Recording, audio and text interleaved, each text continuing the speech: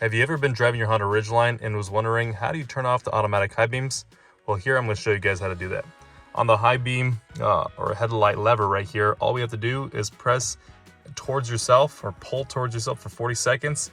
And then over here on the right hand side, you're going to see a little spot that's going to blink 2 times, showing that it's been confirmed.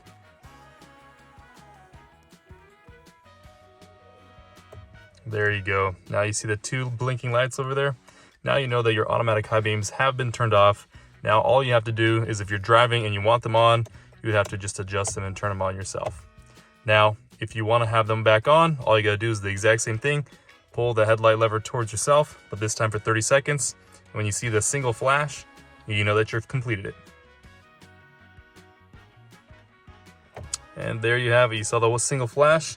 Now that means that the automatic high beams are back on, and you can continue driving with them just automatically adjusting. But make sure that the lever is in the forward position, not in the middle, or else it won't engage that. So it has to be pushed forward and in auto. And now you guys will be driving, it'll automatically adjust. Alrighty, thank you guys for watching. See you guys in the next episode.